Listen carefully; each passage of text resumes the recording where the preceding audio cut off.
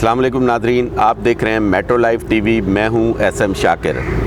आज हम मौजूद हैं एवरन्यू स्टूडियो लाहौर में, और एवरन्यू स्टूडियो लाहौर में इस फव्वारे पे हम बैठे हुए हैं। ये एक तारीख़ी फव्वारा है जहां बहुत सारे हमारी जो फ़िल्म के आर्टिस्ट हैं, यानी अगर आप मोहम्मद अली साहब से शुरू करें या संतोष कुमार साहब से, और वहीद मुराद, नदीम साहब और सुल्तान राही, लाला सुदी, तमाम ही लोगों के ऊपर यहाँ कोई ना कोई सीन या कोई ना कोई गाना पिक्चराइज़ किया गया। इसी तरह से मुख्तलिफ हीरोइंस पर भी।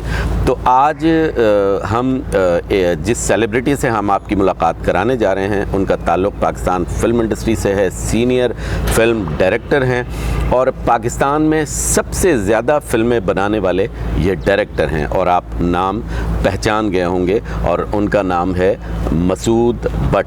अस्सलाम वालेकुम सर। जी वालेकुम सलाम, क्या हाल है शाकिर साहब? जी सर, अल्लाह करम, ठीक ठाक। सर, हमने आपसे एक बायोग्राफ़ी वाला इंटरव्यू तो हम आपसे कर चुके हैं और नाजरीन ने उसको बड़ा पसंद किया था, और यूट्यूब चैनल का एक ये फ़ायदा है कि पूरी दुनिया में ये देखा जाता है। तो हमारे बहुत सारे नाजरीन जानना चाहते हैं आपकी फ़िल्मों के हवाले से। हमने एक प्रोग्राम शुरू किया है टॉप 10, यानी चाहे वो आर्टिस्ट का हो, किसी एक्टर का हो, एक्ट्रेस का हो या डायरेक्टर का। तो आपकी इतनी ज़्यादा फ़िल्में हैं कि उनमें से टॉप 10 आपका निकालना मुश्किल होगा, लेकिन मैं बताता चलूँ नाजरीन को कि सखी बादशाह, अल्लाह रखा, दारा बलोच, खुदा जाने, चिराग बाली, माजू, निकी जई हाँ, हसीना 420, जनरल रानी, ख़ानदान, कैदी, चंद सोरमा और हसीना 420, इस तरह की बेशुमार फ़िल्में, यानी 90 प्लस फ़िल्में हैं इनकी।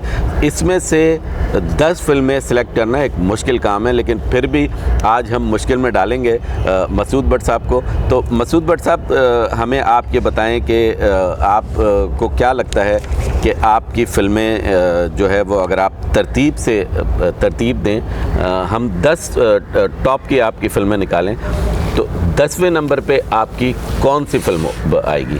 देखें शाकिर साहब, मैंने जो इतनी भी फ़िल्में बनाई हैं, 93 मूवीज़ एज ए डायरेक्टर मेरी लग चुकी हैं, और ये पाकिस्तान में मैं 1 नंबर पे हूँ और दुनिया में दूसरे नंबर पे हूँ। एक तामुल फ़िल्मों का डायरेक्टर है हमारे हमसाया मुल्क का, उसकी 120 फ़िल्में हैं। तो रही बात ये जो आप टॉप 10 कह रहे हैं फ़िल्में, तो मेरे हिसाब से मुझे तो समझ नहीं आएगी कि मैं किसको अच्छा कहूँ, किसको बुरा कहूँ। सारी ही फ़िल्में अच्छी हैं। इतनी अल्लाह ताला ने हिट फिल्में दी हैं कि मेरे लिए ये सिलेक्शन करनी बहुत मुश्किल होगी कि कौन सी बेहतर फ़िल्म थी, कौन सी। लेकिन ये आप लोगों को फ़ैसला करना चाहिए कि कौन सी फ़िल्म आप बेहतर महसूस करते थे। ठीक, क्योंकि मैं तो 93 में सो अल्लाह की मेहरबानी से 75 फ़िल्में आपको वो जो मंडी में और सिनेमा में और मिकलोर रोड पर और जहाँ जहाँ भी फ़िल्में लगती हैं, वहाँ पे सुपर हिट फ़िल्मों का कारोबार किया और लोगों ने उन फिल्मों को माना। इसमें दारा बलोच, कैदी, कर्ज, अल्लाह रखा, हसीना 420, माजू, सखी बादशाह, चिराग बाली, जंगल का कानून, निकी जी हाँ, बदमाश गुजर और नच के यार मनाना। और मुझे भी खुद नहीं याद, खुदा गवाह, कि कौन सी फ़िल्म को मैं क्या मेयार दूँ। ख़ानदान बेकाबू बड़ी ज़बरदस्त फ़िल्म थी वो। तो मैं किसको क्या मुकाम दूँ, ये मेरे लिए बहुत मुश्किल है। लेकिन फिर भी मैंने ये फ़िल्में गिना दी जो मुझे चीदा चीदा याद आई। इसमें मौला साईं भी नहीं मैंने गिनाई, और नागन जोगी भी नहीं मैंने याद रही। लेकिन अल्लाह की मेहरबानी से बहुत हिट फिल्में अल्लाह ने दी, उनकी मेहरबानी अल्लाह ताला की, और पब्लिक का भी बहुत बहुत शुक्रिया जिन्होंने मेरी फ़िल्में लाइक की और मुझे इस मुकाम तक पहुँचाया कि मैं सूदी बट से अल्लाह ताला ने मुझे मसूद बट बना दिया। आप बिल्कुल ठीक कह रहे हैं कि आपको सेलेक्ट करना मुश्किल है, लेकिन हमने एक तरतीब सेट की है। तो इसमें जो हमारे जो फ़िल्म बीन भी शामिल हैं और फ़िल्मी मुहक्किकीन भी शामिल हैं, जिनसे हमने पूछा कि जी कौन कौन सी फ़िल्में ये तरतीब से हैं। तो उसमें अगर हम चलें हैं कि 10वें नंबर से, तो एक दारा बलोच नामी एक फ़िल्म थी आपने बनाई थी, तो दारा बलोच के हवाले से बताएं कि उसमें कास्ट उसकी क्या थी और वो कब बनी और उसके प्रोड्यूसर कौन थे, और आपको क्या लगता है कि दारा बलोच कैसी फ़िल्म थी?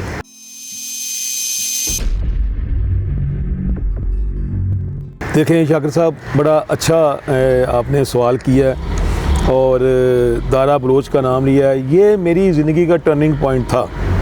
इस फिल्म से मुझे अल्लाह ताला ने ना उन डायरेक्टरों में शामिल कर दिया है जो उस वक़्त के बेहतरीन डायरेक्टर थे। ये मेरी पहली फ़िल्म थी अंजुमन के साथ, और राई साहब थे, मुस्तफ़ा कुरैशी, इकबाल हसन, अजमल साहब और बहार बेगम, पूरा जो उस वक्त की जो बेहतरीन कास्ट थी वो इस फिल्म में थी। और ये फ़िल्म जब मैं बना रहा था तो मुझे बताया इकबाल हसन साहब ने, राई साहब ने, अंजुमन ने कि ये आपकी फ़िल्म ज़रूर सुपर हिट होगी, क्योंकि वो काम कर रहे थे तो उनको समझ आ रही थी कि ये फ़िल्म क्या बन रही है। इसके फ़िल्म साथ से चौधरी अब्बास असगर जोड़ा गुजरात के थे और उनके 2 सिनेमे थे वहाँ पे, संगीत और सजीना। उनकी ये फ़िल्म थी, 82 में ये बनी, पहली फ़िल्म थी मेरी अंजुमन के साथ, और ये इतनी सुपर हिट हुई कि मुझे उस कतार में खड़ा कर दिया इस फिल्म ने, जहाँ पे उस वक़्त जो बाकी डायरेक्टर थे, यूनुस मलिक साहब थे और वही डार साहब थे, इकबाल कश्मीरी साहब थे, अल्ताफ़ हुसैन साहब थे, जो भी सब डायरेक्टर थे उस वक़्त, हसन अस्करी साहब, मुझे उनकी सब में खड़ा कर दिया इस फिल्म ने। इसलिए मैं इस फिल्म को भूल नहीं सकता कि मेरी ज़िंदगी का टर्निंग पॉइंट था ये दारा बलोच। 90 नंबर पर आपकी फ़िल्म है माजू।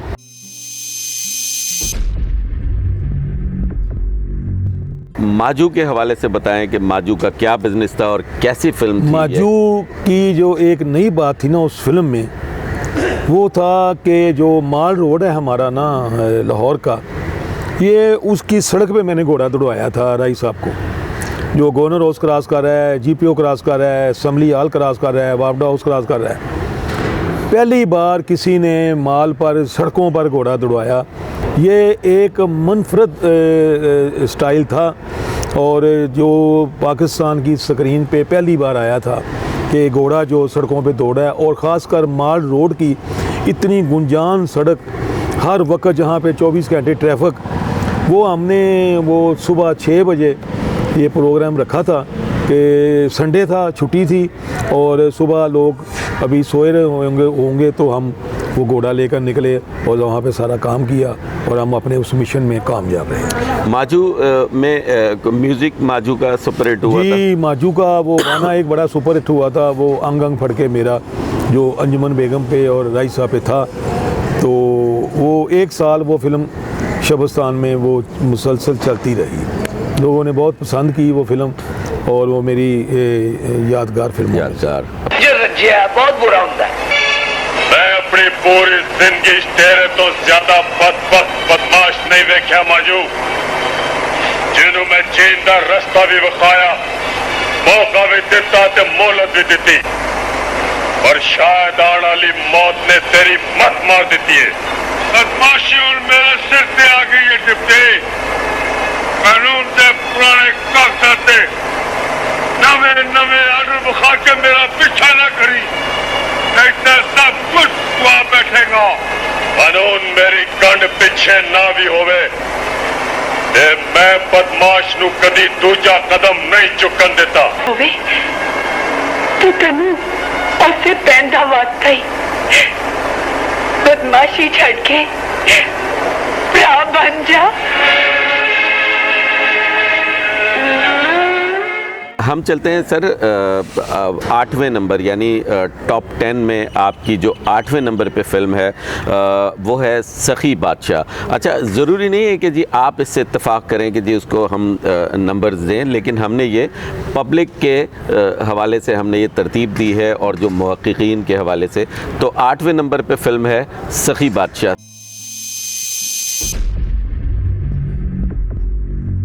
सखी बादशाह का कोई एक्सपीरियंस बताएं, इस फिल्म के हवाले से बताएं। क्या याद करा दिया आपने। ये वो फिल्म है जिस फिल्म ने हमने सुल्तान राइस साहब को खो दिया। ये फिल्म जब तक मेरी भी ज़िंदगी है मुझे याद रहेगी कि कैसे ये फ़िल्म बनी, कैसे ये गाना पिक्चराइज हुआ, की दमदा भरोसा या दम आवे ना आवे। ये एक मुकम्मल कहानी है इस फिल्म के पीछे। इसके लिए पता नहीं कितना टाइम चाहिए। ये फ़िल्म पता नहीं राइस साहब को इल्म था। कैसेट होती थी जो गाड़ी में ना लगती थी, CD VD का दौर नहीं था। उन्होंने ये गाना सुना तो मुझे कैसेट दी कि मुझे A और B साइड पे ये गाना रिकॉर्ड करा दो। मैंने कहा सारी फिल्म के गाने का नहीं नहीं नहीं नहीं, ये सिर्फ एक गाना, ये गाना आपने क्या बना दिया गाना। वो गाना हमने पिक्चराइज किया, करते रहे, बड़ा इन्वॉल्व होकर राइस साहब ना वो गाने को शूट कराते रहे। और उस फिल्म में भी राइस साहब की डेथ थी सखी बादशाह में। जब उनका वो मरने वाला मैं सीन पिक्चराइज कर रहा था, पिंड राइयाँ एक जगह है, तो मैं किसी बुज़ुर्ग के कदमों में मेरी कब्र हो, अब जैसा कि उनका है वो अपना वहाँ पे GRO में कोई बुज़ुर्ग हैं, कोई कादरी साहब वहाँ पे उनकी कब्र है। तो जब उनका डेथ का जनाजे का वो पिक्चराइज करना था तो मेरे में हिम्मत नहीं थी कि मैं राइस साहब को आखिरी वक्त का उसको पिक्चराइज करूं। मेरे असिस्टेंट थे भट्टी साहब, वो अब दुनिया में नहीं हैं, और लियास राना और लियाकत, ये मेरे असिस्टेंट थे। मुझे कहते हैं जी चलें, वो आज राइस साहब को एक्सपोज अच्छा करके लाए मेरे लड़के, मेरे असिस्टेंट। तो वो एक ना नेचुरल बात बन गई कि राइस साहब की डेथ हो गई, फिल्म में भी डेथ थी। वो एक गाना का जो अंदाज़ था कि दमदा भरोसा या दम आवे ना आवे, छड़ झगड़े तो करिए प्यार दम आवे ना, एक जो उसकी थीम वो बन गई और उसका भरपूर फ़ायदा उठाया गया बिजनेस पॉइंट ऑफ व्यू से। तो सुपरहिट फिल्म थी वो भी, सुपरहिट फिल्म, वो भी 1 साल चली शबस्तान सन में। आपकी एक फिल्म थी कैदी, और कैदी का एक गाना बहुत मशहूर हुआ। मैं बड़ी आपने चुनकर फिल्में तलाश की हैं।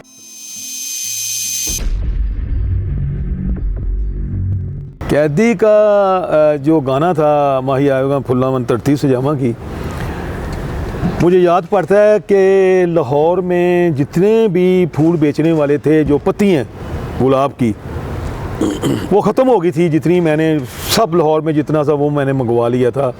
तो थोड़ा सा और मुझे डिमांड बढ़ी, तो मियाँ फरजान साहब उसके प्रोड्यूसर थे, अल्लाह उनको करवर जन्नत दे, उन्होंने कहा यार पूरे लाहौर की पत्तियाँ ख़त्म हो गई हैं आज, तो इसी पे गुजारा करो।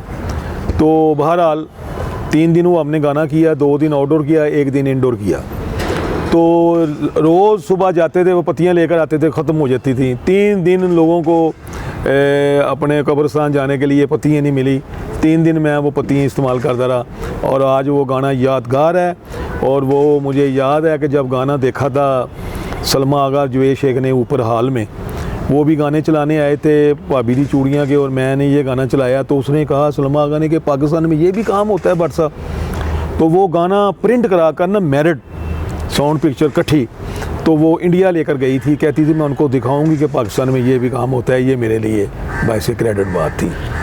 कैदी में और कास्ट में और कौन कौन लोग थे? कैदी में मेरी अपना फेवरेट थी अंजुमन राइस साहब, मुस्तफा कुरैशी, अफजाल, ये वो बाकी सारे जो मेरी टीम होती थी।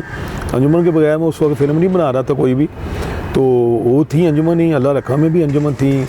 तो वो बड़ी कामयाब हमारी रही जोड़ी अंजुमन के साथ। मैडम अंजुमन और सुल्तान राही से क्या आपकी जहनी केमिस्ट्री मिलती थी, या ये बहुत अच्छा परफॉर्म करते थे? क्या बात थी कि जी हर फिल्म में आपके जी शाकिर साहब, ये इतने परफेक्ट आर्टिस्ट थे अंजुमन और सुल्तान राही साहब कि इनको अगर मैंने 70% बताया ना कि ये मेरा शॉट है, ये आपने ऐसे देना है, तो उन्होंने उसको 100 से भी प्लस करके तो मुझे दिखाया और किया। और आप यकीन कीजिएगा कि जितना कोऑपरेट मेरे साथ अंजुमन ने उस दौर में किया, वाला वक़्त की स्टार थी, बहुत काम था उनके साथ, हर फिल्म हर डायरेक्टर के साथ थी, लेकिन मुझे उन्होंने हर दौर में प्रेफरेंस दी। मैंने जो डेट मांगी उन्होंने डेट दी, मैंने कहा ये फ़िल्म करनी है, साइन ये कर लें वो कर लें, हर लिहाज से मेरी उन्होंने ना बात मानी अंजुमन ने। ये मेरे लिए एक क्रेडिट वाली बात है। नंबर 6 पे जो आपकी फ़िल्म है वो है खुदा जाने।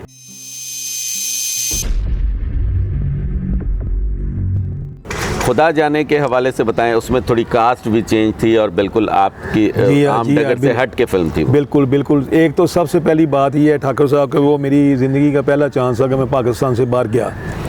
इस्तांबुल में मैंने जाकर वो फिल्म बनाई और राई साहब की डेथ के बाद एक बेकाबू थी और एक ये खुदा जाने थी। तो वहाँ पे मैं जाने फिल्म बनाने गया खुदा जाने। तो ये नाम मैंने कैसे रखा कि मेरा बेटा जो दूसरे नंबर का है, सेकंड है जो, वो पढ़ता था एबटाबाद, छुट्टियों पे आया हुआ था। तो घर पे ना वो रात को मैं गया शूटिंग से तो वो टीवी देख रहा था। तो वहाँ पे फिल्म लगी थी राम जाने इंडिया की। तो मैं गया तो उसका हालचाल पूछा, मुझे मिला तो कहता अबू ये मैं फ़िल्म देख रहा हूँ राम जाने, आप जब फिल्म बनाए ना तो उसका नाम रखें खुदा जाने। ये उसकी प्रपोज़ल थी तो मैंने फ़िल्म का नाम रखा खुदा जाने।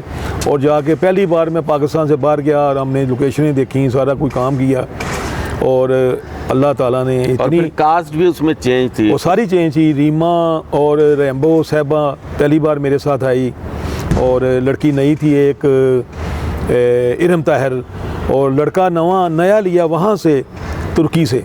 मेरे साथ काम नहीं किया ना अरबाज खान ने, ना सऊद ने, ना जवेद शेख साहब ने कि जी हमारे पास टाइम नहीं है, नखरे किए उन्होंने। बहरहाल मैंने वहाँ से ले लिया और उस लड़के ने भी बाकमाल काम किया और वो भी आपके सुपर और अल्लाह की मेहरबानी से सुपर डुपर हिट हुई फिल्म ये खुदा जाने। उर्दू फिल्म थी हालांकि, और अल्लाह ताला ने बड़ी इज़्ज़त दी उस फिल्म। नंबर 5 पे सर जो आपकी फ़िल्म है वो है अल्लाह रखा।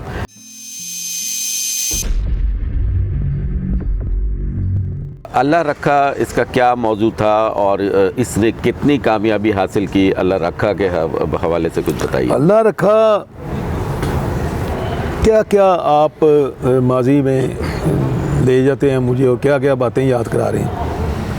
ये फ़िल्म सिर्फ़ और सिर्फ अल्लाह उनको करवड़ जन्नत दे यूसुफ खान साहब की वजह से बनी। उन्होंने मेरा साथ दिया, उन्होंने हर आर्टिस्ट को मजबूर किया कि काम करो। तीसरे रोज़े हमने ये फ़िल्म शुरू की थी अल्लाह रखा, और ईद पे फ़िल्म लगनी थी। 26-27 दिन थे और शोर था कि 29 रोज़े होंगे। अगर 29 रोज़े होते तो हमारी फिल्म ना लगती, प्रिंट ही ना निकलते। उस वक्त बड़े स्लो प्रिंट निकलते थे, टेक्नोलॉजी इतनी नहीं थी। 30 रोज़े हो गए, हमें 2 दिन और मिल गए, एक दिन मिल गया, एक रात मिल गई, फिर एक दिन मिल गया आधा। 3 बजे फ़िल्म लगती थी, उस वजह से हमारे प्रिंटिंग पूरी हो गई और फिल्म लग गई। तो अल्लाह रखा भी एक यादगार फ़िल्म है कि इतने शॉर्ट टाइम में इतनी मसरूफ़ अंजुमन बेगम, इतने मसरूफ़ राई साहब, लेकिन सब लोगों ने टाइम निकाला और 27 दिनों में हमने ये फ़िल्म बनाई जिसका नाम अल्लाह रखा था। और ये वहाँ पे लगी मुबारक सिनेमा में, और ये भी अपने वक्त की सुपर हिट फिल्म। और इसमें यूसुफ खान साहब और राई साहब, अंजुमन, ये तीनों इस फिल्म में मौजूद थे। जी, तीनों इस फिल्म में थे और बड़ा अच्छा इनका कॉम्बिनेशन बना उस फिल्म में और खूब मज़ा भी आया। दिन रात हम स्टूडियो में रहे, घर गए हैं, कपड़े बदल के आ गए हैं, नहा कर आ गए हैं, तो दूसरे सेट पे चले गए हैं, इधर जा कभी भागम दौड़ में लगे रहे, तो फिल्म बनी और फिर अल्लाह ताला ने सुपर हिट कर दी। नंबर 4 पे हम आते हैं। तो नंबर 4 पे आपके मिजाज से हटके एक फ़िल्म थी लेकिन बहुत सुपर हिट ये फिल्म थी, हसीना 420।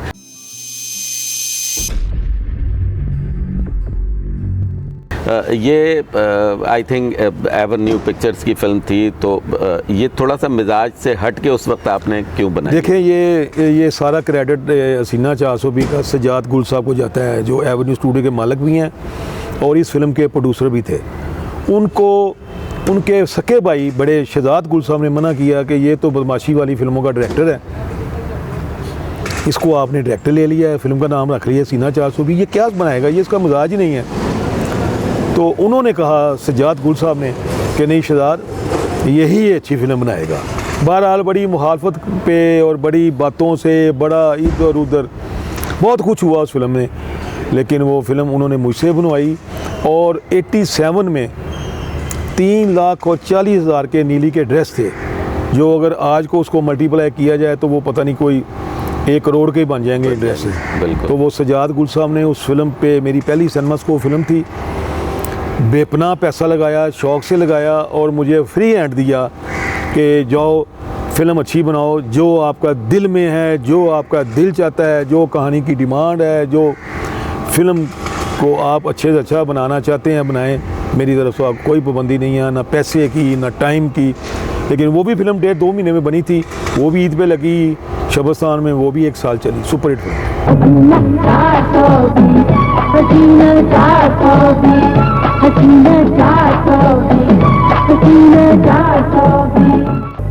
गड्डी थले जनाब नू कोई एतराज? ऐस बेतकल्लुफी ते बदतमीजी दी कोई खास वजह अपनी बेबे को पूछ, जिन्हें मैनू तेरे लिए पसंद किया है। ये मतलब चूचा ना बन, तू जानना मां जवान पुत्र ले जवान कुड़ी क्यों पसंद करती। मैं तुहाडे कोल अपना आप पसंद कराना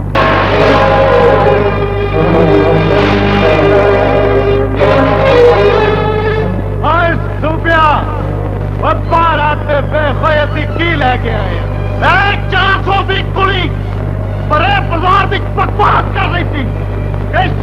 तेरी भैन ने सानू तेरा रोक दिता सी सुबिया, एनू दसना चाहते हैं कि तू सिर्फ 1.5 किले का शहर है। जे सूबे दे कहते 27 का सा हो सकता है,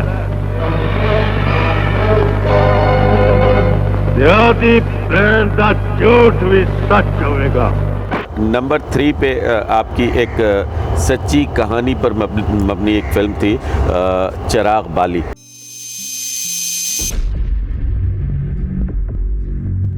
चिराग बाली का सब्जेक्ट जो है वो कैसे आपके जहन में आया और इसके राइटर कौन थे और कैसी ये फिल्म गई?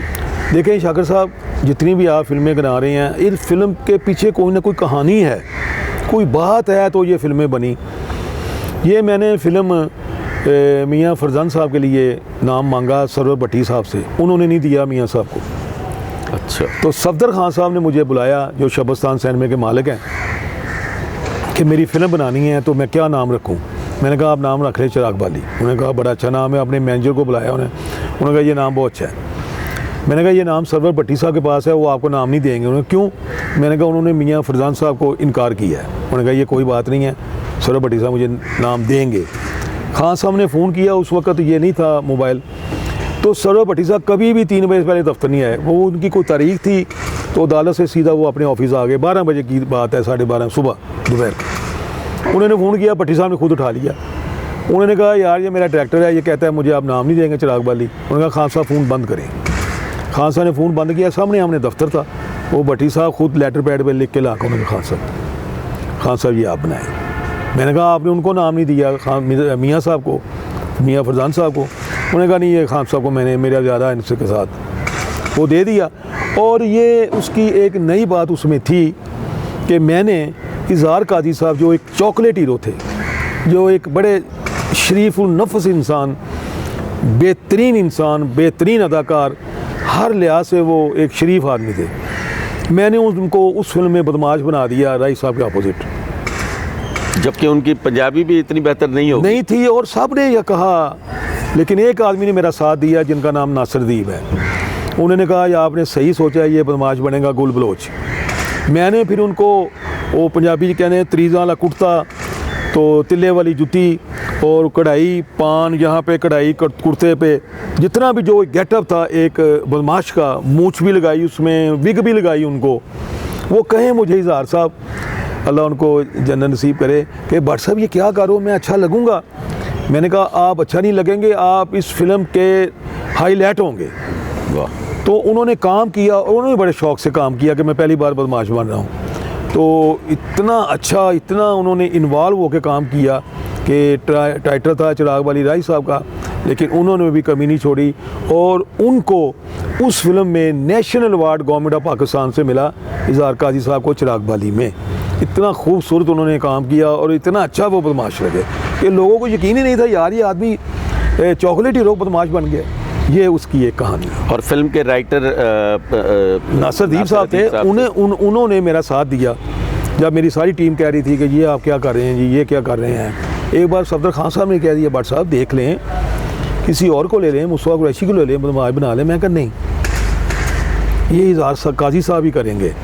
नासिरदीप साहब ने मेरा उसमें बड़ा साथ दिया कि नहीं, जो भट्ट साहब कहते हैं मेरी भाई, मेरा भी वोट इनकी तरफ है, इजहार काजी साहब की तरफ। तो जब हम दोनों मिल गए तो इजहार साहब फाइनल हो गए और फिल्म बनी, फिल्म सुपरहिट हो गई। और ये फिल्म शबिस्तान पे, वो उनकी फिल्म थी, शबिस्तान वालों की, वहीं पे लगी। और वहीं पे खान साहब और सफदर मलिक साहब, नहीं सफदर मलिक साहब इस फिल्म में नहीं थे, उसके बाद वो इसके साथ मिले। तो वे सफदर खान साहब अकेले प्रोड्यूसर थे उस वक्त। सेकंड जो आपकी नंबर पे ये फिल्म है, जो हमारे जो पायदान है उस पे नंबर 2 पर जो फिल्म है वो बिल्कुल एक मरतबा फिर आपके मिजाज से हटके थी और उसका नाम था निक्की जई हाँ।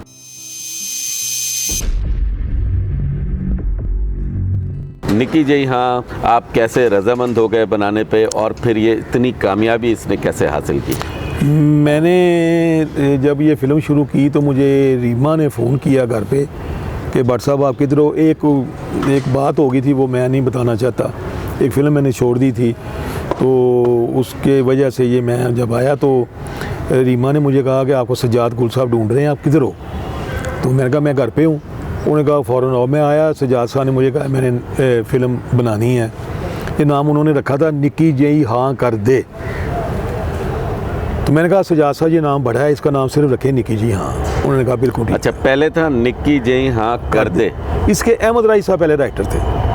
कहानी वगैरह हमने शुरू की, अहमद राई साहब बीमार हो गए, वो हॉस्पिटल में दाखिल हो गए। उन्होंने मुझे कहा यार मैं बीमार हूँ, मैं काम नहीं कर सकता, आपने फ़िल्म लगानी है ईद पर, सामने हमारे डाकू रानी लगनी थी। उन्होंने, मैंने कहा जी मैं आप किससे लिखाऊँ, ये मजाज आपका है। किस्सा मुख्तसर वो हॉस्पिटल में दाखिल हो गए, अब क्या करते। उस फिल्म में मैंने पहली बार खलीलुर रहमान साहब को घर से लाया, उनको कहो कि मैंने कहा ये नाम है फ़िल्म का, ये फ़िल्म लिख दें। फिर उन्होंने ये फ़िल्म लिखी और उन्होंने बड़े ज़ोर से लिखी, खूबसूरत तरीन फ़िल्म लिखी। और ये अच्छा, इस फिल्म के पूरी फिल्म के राइटर खलीलुर रहमान कमर साहब। अच्छा, और इसके जो नगमात थे वो नगमात एक ही गाना लिखा थी उन्होंने, अहमद राई साहब।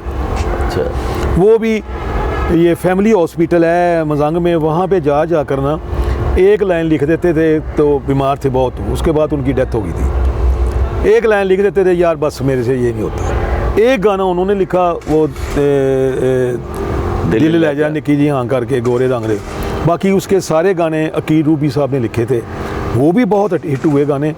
लेकिन इनका एक ही गाना था अहमद राई साहब का, वो था ये दिल ले जा निक्की जी हाँ करके।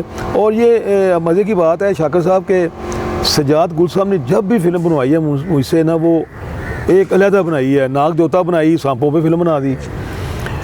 हसीना 420 बनाई, एक लड़की फ्रॉड पे फिल्म बना दी।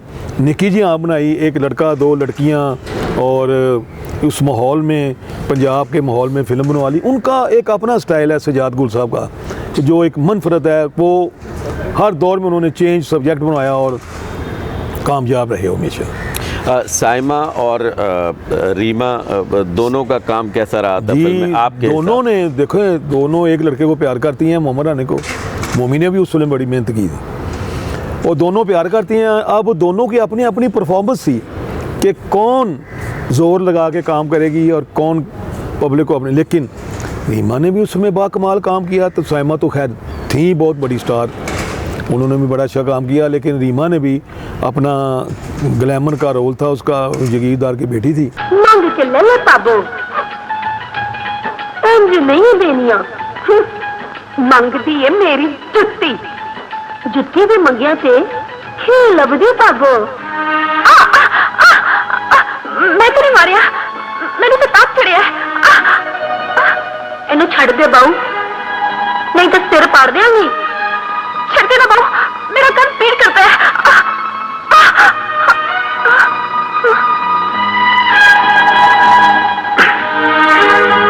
तेनू मारन लई गुलेल दी की लोड़ है, अखा नाल मार।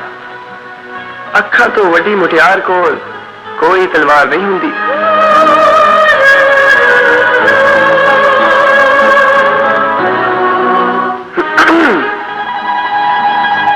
ऐस उम्रे ताप चढ़े ते लटके किते होर नू चढ़ जांदा है।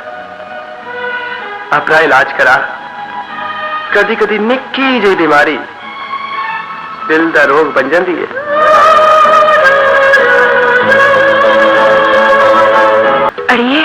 मेरे नाल ते राती कोई नवा ही काम होया है। की होया नूरिए? एक मुंडे ने मैनू कलियां देख के मेरी बाह फड़ ली। हाँ, पर तू ओदे कोल करन की गई सी? मैं ते नहीं, वो आप ही आया सी। आप ही आया सी? ए दस, कुछ कीता ते नहीं तू? नहीं, कीता तो कुछ नहीं, बस मेरी आंखें खुल गई। अब हम आते हैं जो फिल्म नंबर 1 पे है, और उसके नंबर 1 होने की वजह यह है कि इसके डायलॉग्स यादगार थे, इसकी डायरेक्शन यादगार थी, इसमें नदीम साहब थे, और इसमें एक मल्टी कास्ट थी, और ये आपके लिए भी बड़ा एजाज था कि उसमें जितने अच्छे डायलॉग थे। और उस फिल्म का नाम था जंगल का कानून।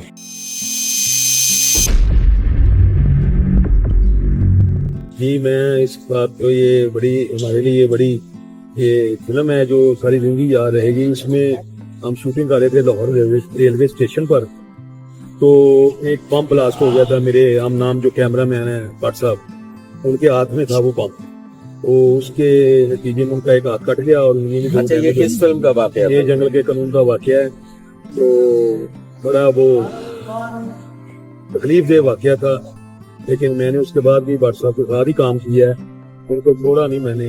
अब तक मेरे साथ वो काम करते हैं और करते रहेंगे। इस फिल्म की मुकम्मल कास्ट क्या थी? इसमें थे नदीम साहब, राई साहब, इजहार काजी, जुल्लू साहब, रीमा, साइमा, नरगस, और ये फिल्म भी बड़ी एक तरीन साहब उसके डायलॉग थे। जो आज का दौर जो चल रहा है ना इस वक्त, जो हमारे मुल्क के हालात हैं सियासी, मुआशी, और जो भी हैं ये जो भी कर रहे हैं सियासतदान और लोग कर रहे हैं, ये ऐसे लग रहा है जैसे ये 2023 की फिल्म है, ना कि ये 95 की। उसमें जब मैंने ना बेग साहब ने मुझे कहा मुझे कुछ कहानी सुनाओ, तो मैं उनको कहानी सुनाने गया, तो मैंने एक सीन सुनाया। इसके बाद उन्होंने कहा जरूरत नहीं है, मैं फिल्म करूंगा। वो सीन कुछ यूं था कि अदालत में आते हैं बेग साहब, दरवाजा खोलते हैं ठा कर अदालत का, तो जज कहता है उनको, ये पहले जेलर होते हैं, बाद में साफी बन जाते हैं। कहते हैं मिस्टर बेग, आप तो कानून दान थे, आपको अदालत किया तो बहुत आपका पता होना चाहिए। उसने उस वक्त कहा अदालत कौन सी अदालत, कैसी अदालत, जो पीपल्स पार्टी के दौर में मुस्लिम लीग के खिलाफ और मुस्लिम लीग के दौर में पीपल पार्टी के खिलाफ और मार्शल लॉ के दौर में दोनों के खिलाफ। तो मुझे बेग साहब कहते हैं नदीम साहब आप भी पकड़े जाएंगे और मुझे भी पकड़वा देंगे। तो मैंने कहा नहीं बेग साहब ये फिल्म का स्टाइल। उन्होंने कहा बस मैंने और नहीं सुनना। एक ये उन्होंने डायलॉग सुनकर फिल्म करने की हामी बढ़ गई, और फिर जैसे जैसे वो फिल्म बढ़ती गई, वो आज भी लोग उसके जो डायलॉग हैं वो आप यूट्यूब पे और सोशल मीडिया पे लोग उसको रेफर करते हैं कि ये डायलॉग सुने, ये डायलॉग सुने, ये डायलॉग। मैं आपको क्या बताऊं, सब लोगों को उस फिल्म के मेयार का पता है, और राइट साहब ने भी उसमें बड़ा जबरदस्त काम किया उस फिल्म में, और बेग साहब तो उसमें हाईलाइट थे, और रीमा, सैमा और नरगस, ये 3 लड़कियों ने उसमें गाना था जो नरगस पे और गुल्लू साहब पे था बस भी बात ज्यादा बात नहीं। तो वो भी बड़ा सुपर हिट हुआ गाना, और उसमें इजहार काजी साहब थे, इन्होंने बड़ा अच्छा रोल किया। उनका पेड़ था रीमा के साथ। तो अच्छा, इस फिल्म में भी इजहार काजी साहब थे? जी, इजहार काजी साहब थे इसमें, गुल्लू भाई, इजहार काजी साहब।